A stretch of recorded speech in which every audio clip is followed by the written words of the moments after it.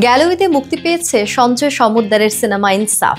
শরীফুল রাজ, মোশাররফ করিম এবং তাসনিয়া ফারিন অভিনীত এই সিনেমা বক্স অফিসে সাড়া ফেলেছে।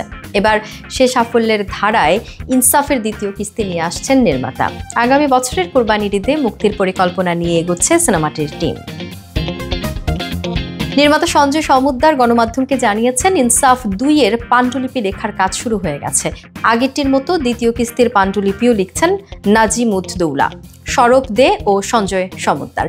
জানা গেছে, প্রথম কিস্তির কলাকুশলীদের নিয়েই হবে দ্বিতীয় কিস্তি।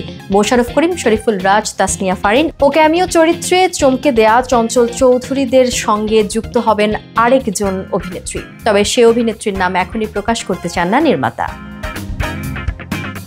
দ্বিতীয় কিস্তির প্রেক্ষাপট নিয়ে কিছুটা ধারণা দিয়ে নির্মাতা সঞ্জয় বলেছেন, এবারের গল্পটি আরো বড় পরিসরে হবে। 20 টাকার ডাক্তার শমশের তথা মোশাররফ করিম ভাইয়ের চরিত্রটি ইনসাফের প্রথম পর্বে ছিল ইন্ট্রো।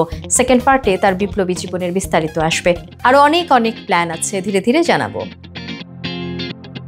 দ্বিতীয় কিস্তি আগামী বছরের ঈদে মুক্তি দেওয়ার ইঙ্গিত দিয়ে সঞ্জয় যোগ করেন, এবারের পর্বের বাজেট আরো বেশি, ফলে ঈদে মুক্তি দেওয়া ছাড়া উপায় নেই। যেহেতু প্রায় 1 বছর হাতে আছে, আমি সুন্দর একটি প্রজেক্ট রেডি করতে পারবো।